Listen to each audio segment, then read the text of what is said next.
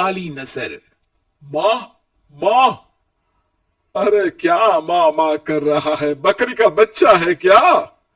अरे माँ, मजाक छोड़ो। मुझे फाइनली वो मेन चौराहे वाली दुकान मिल गई है। अब देखना, आपका बेटा दुगनी स्पीड से पैसा कमाएगा। ओफो, ये क्या? मेरी ऑनलाइन मेकअप क्लास चल रही है। इतनी जोर से क्यों बोल रहे हो आप दोनों? अरे मेरी धर्म पत्नी जी, मेकअप क्लास बाद में करना। वो चौराहे वाली दुकान मिल गई है हमको। अरे वाह! रुको, मैं अपनी माँ को फोन लगाकर बता देती हूँ। अरे मैं भी अपने रिश्तेदारों को बता देती हूँ। कितनी खुशी की बात है। हाँ हाँ, मैं भी अपने दोस्तों को बता देता हूँ। एक हफ्ते बाद रजिस्ट्री है। बस, घर में खुशी का मौका था। उन तीनों ने अपने अपने फोन उठाए और लोगों में बात फैलाना शुरू कर दिया। और रही सही कसर श्वेता बहू ने अपने पड़ोस में सबको बताकर कर दी। अरे वर्मा आंटी, अब हम भी जल्दी कार ले लेंगे। घर का रेनोवेशन होगा और ठाट से रहेंगे हम भी। अरे, ऐसा क्या हुआ? लॉटरी बाटरी लग गई है क्या? अरे, इस बार चौराहे वाली मॉल में हमको भी दुकान मिल गई है। दुकान नंबर 21, जो एकदम चौराहे पर है। अब ग्राहक बढ़ेंगे तो आमदनी भी बढ़ेगी ही ना। अरे वाह, कितनी खुशी की बात है। मैं बहुत खुश हूं तुम्हें इतना खुश देख के। बाकी एक बात कहूं, सबको मत बताते फिरना। किसी की नजर लग जाएगी तो खुशी की खबर वापस लौट जाएगी। हैं? ऐसे थोड़ी ना होता है। अब डरा रही हो। अरे सही कह रही हूं। काली नजर कहते हैं इस चीज को, जब आप किसी को कुछ बताओ और वो काम बिगड़ जाए। अरे लेकिन मैं तो। तुमने सबको बता दिया ना?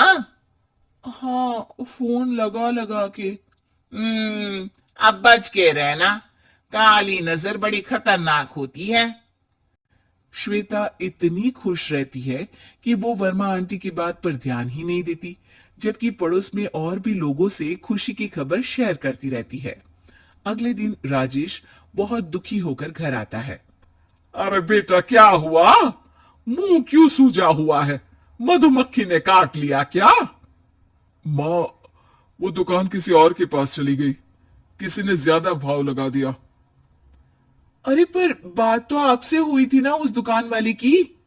हाँ, आज मैं टोकन अमाउंट देने गया था, तब मुझे पता चला। कोई आकर सुबह मुझसे पहले ही ज्यादा अमाउंट दे गया। काली नजर। क्या? क्या कहा? वर्मा आंटी ने समझाया था कि किसी को बताना मत, वरना काली नजर लग जाएगी। अच्छा, तुम्हें उनकी बात मान लेनी चाहिए थी। उनकी बात मान लेती, लेकिन उसके पहले ही सबको बता चुके थे ना हम तीनों। अरे अगली बार से ध्यान रखेंगे। कोई भी नई चीज होगी तो किसी को नहीं बताएंगे।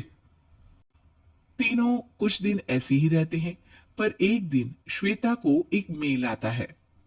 राजेश, मेरा ऑनलाइन मेकअप कोर्स कंप्लीट हो गया। अब मैं खुद का पार्लर खोल सकती हूँ। अरे वाह, अपने मोहल्ले में ही खोलते हैं। ये जो घर के सामने दुकान है ना, वहीं। हाँ, यहाँ सस्ती भी मिल जाएगी। अगले दिन श्वेता वर्मा आंटी के पास जाती है, मिठाई का डब्बा लेकर।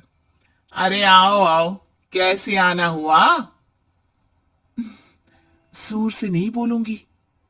वो सामने वाली दुकान है ना, वहां मैं अपनी पार्लर की दुकान खोलने वाली हूँ।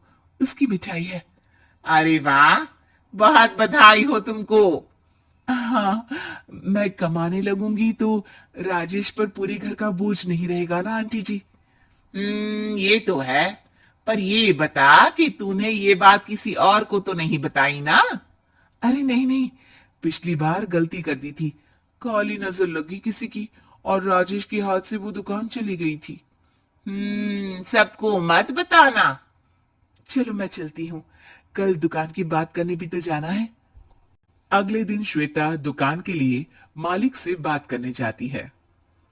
अरे लेकिन दुकान तो हम कल रात को ही किसी को दे चुके हैं।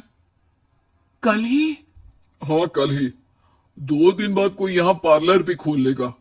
अब कहीं और दुकान देख लीजिए। अरे पर हमको भी तो पार्लर ही खोलना था। हाँ भाई, एक ही दुकान है, आधी आधी तो नहीं दे सकता ना मैं। राजेश और श्वेता घर पर हताश होकर आ जाते हैं। इस बार तो किसी को बताया भी नहीं था, अब किसकी काली नजर लग सकती है? सुनो, तुमने माँ को बताया था क्या? अरे कैसी बात कर रही हो, माँ की नजर थोड़ी ना लगेगी। पक्का तुमने किसी को नहीं बताया था ना? सिर्फ वर्मा आंटी को बताया था, उन्होंने मुझे किसी को नहीं बताने को कहा।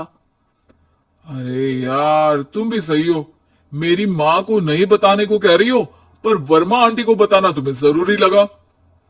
अरे वर्मा आंटी ने ही तो काली नजर के बारे में बताया था ना, वो हमेशा हमारा भला ही तो चाहती है।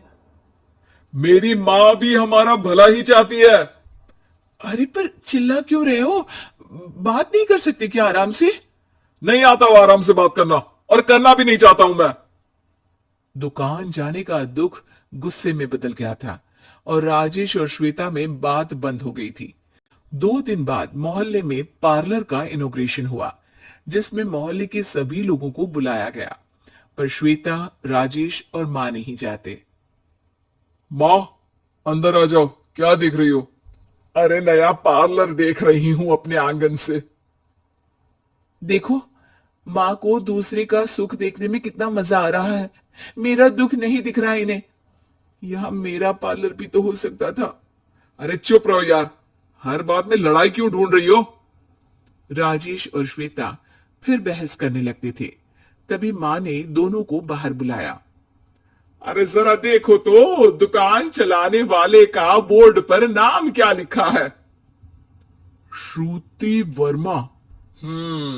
गाड़ी निकाले बेटा, हमें कहीं जाना है। काली नजर का इलाज कराने?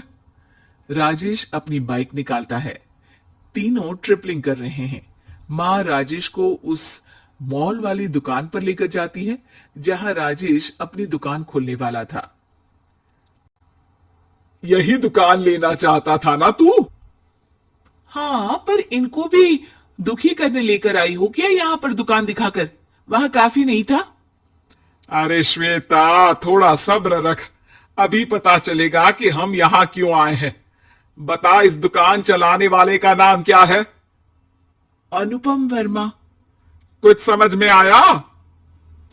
वो दुकान वाली श्रुति वर्मा, ये दुकान वाला अनुपम वर्मा, और हमारे पड़ोस में हमने उस दुकानों के बारे में बताया किसको था?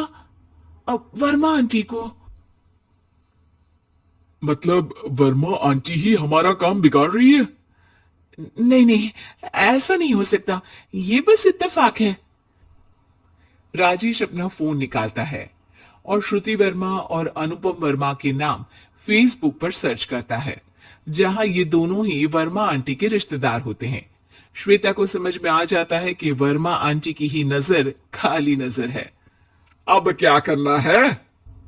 कोई भी खुशी की खबर हो तो काली नजर से बचना है, यानी वर्मा आंटी से बचना है। अरे पर मुझे ये समझ में नहीं आया कि वो हमारे साथ ऐसा क्यों करेंगी। अरे बेटा, एक सीख है, दूर के आदमी को आपकी तरक्की से कम परेशानी होगी, पड़ोसी को ज्यादा। दोनों माँ की बात में हामी भरते हैं और अगला काम चुपचाप करने की कसम खाते हैं, ताकि आगे से वर्मा आंटी कोई काम ना बिगाड़ सके। उम्मीद है कि आपको हमारी ये कहानी पसंद आई होगी। कृपया हमारे चैनल को सब्सक्राइब करें और सभी अपडेट्स के लिए बेल आइकन जरूर क्लिक करें। और हाँ, वीडियो लाइक और शेयर करना मत भूलिएगा। Bye bye.